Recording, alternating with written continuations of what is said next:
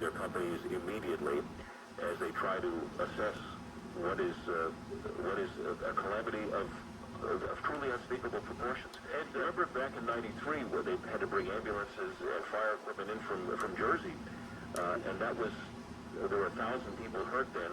Joe, the number here could be, no, you can't count that high. To me, this is much more severe than the World Trade Center explosion. As serious as that was confined to the basement, the underground level of the World Trade Center, and the problem pretty much was smoke billowing up through the building. Those who were killed were just near the bomb blast in the basement. This, you have to imagine just hundreds and hundreds of innocent people going about their business when a plane deliberately is slammed into the building, and the building is just totally filled. The top third of the building, one of them anyway, filled with thick black smoke. And you do know that Governor Pataki has offices at the World Trade Center. He was in Manhattan when this happened, according to the governor's office. His staff is in such a huge ball of smoke just billowing out of the Pentagon building. So this is clearly a coordinated attack. I mean, if it isn't in a war, it's war now. I mean, this is clearly an attack on our entire country. And the Pentagon, of course, the world's largest office building. It is not a tall building. But it covers a huge amount of real estate. It is the head of the armed forces, of all of the armed forces. Is where the war room is located. Where the president would, if not in the White House, would coordinate any sort of a response. Is open, having served in the military and having actually visited the Pentagon a couple of occasions. I think here's the president. Airplanes have crashed into the World Trade Center in an apparent terrorist attack on our country. I have spoken to the Vice President, to the Governor of New York, to the Director of the FBI, and have ordered that the full resources of the federal government go to help the victims and their families, and to conduct a full-scale investigation to hunt down and to find those folks who committed this act. That was the president earlier from an elementary school in Florida, and we do now have confirmation that it was another plane that crashed into the Pentagon. So the Pentagon was attacked, that too, just like the World Trade Center, billowing with smoke.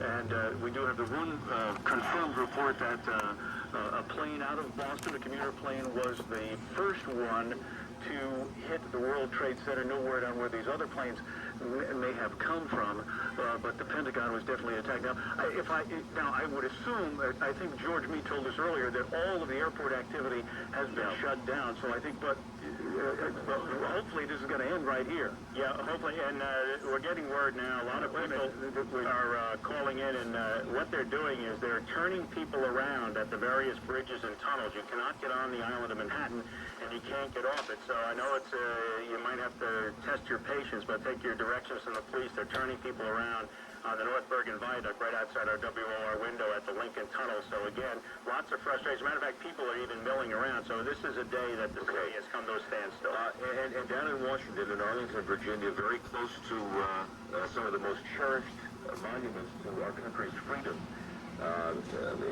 the Pentagon, the seat of power, the mighty United States defense establishment, the world's only superpower, is now enveloped in heavy smoke as we have reports that another airplane has crashed into the Pentagon. This is very close to National Airport in Washington, Reagan National Airport, if you're familiar with that area. So first New York, and now Washington, and one wonders if there's to be more. And as Jim Kallstrom of the FBI told us, this is, from his perspective, obviously, if not state-sponsored terrorism, then must be the evil hand, the sinister hand of someone like Osama bin Laden, someone who has the means, the finances, and the hatred for this country and for our way of life. And as you said, Joe Bartlett, this has got to be considered to be war.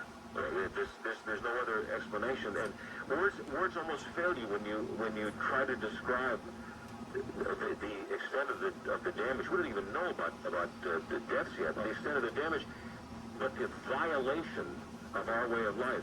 Look, this is absolutely, it's catastrophic, Ed. It's absolutely catastrophic. And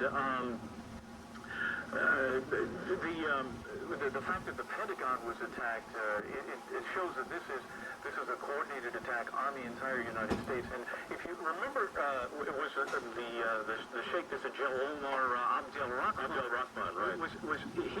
I believe it was he and his cohorts who had plotted many years ago, I guess prior to or after the World Trade Center explosion, to hijack a number of American planes.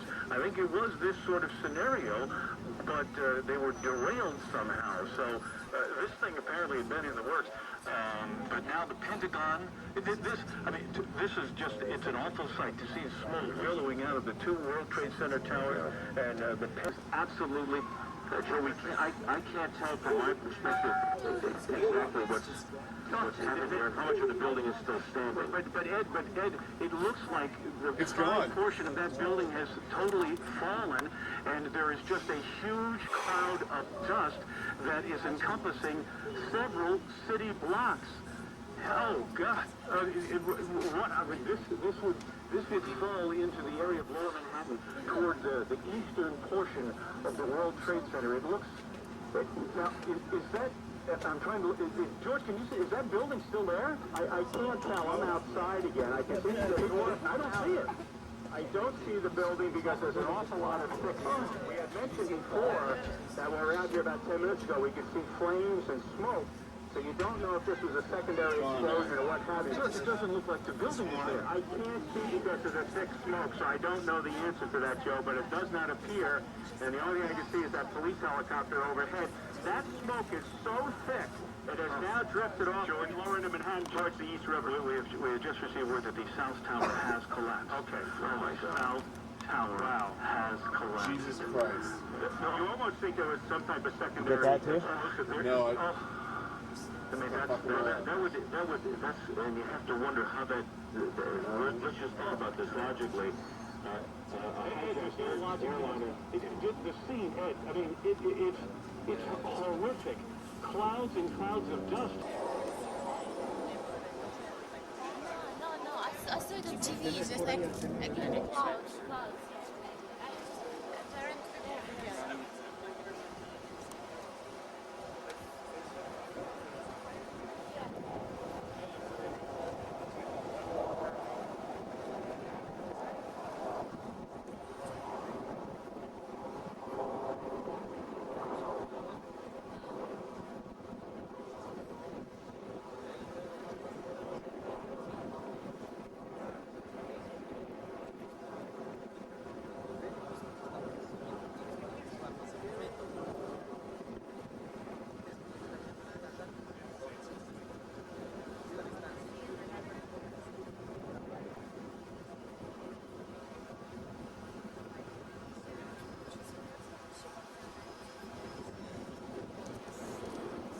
Fighter.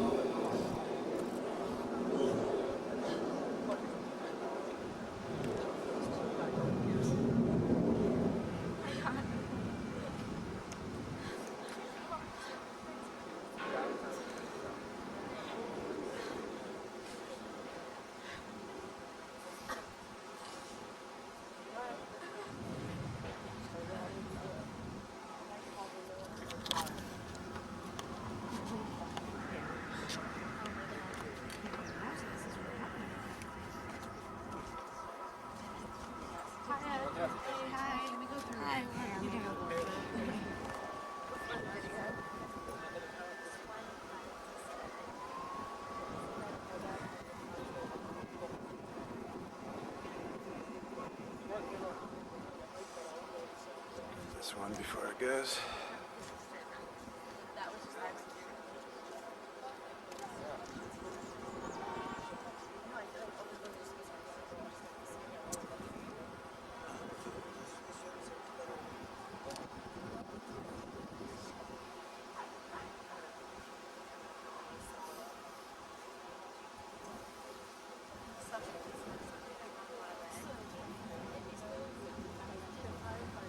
Something else must have happened inside the buildings, or there may have been some sort of secondary cargo within the planes. I don't know, but what causes those buildings to collapse on themselves unless they found some structural weakness, because they sort of hit at the same general area. You get the second one?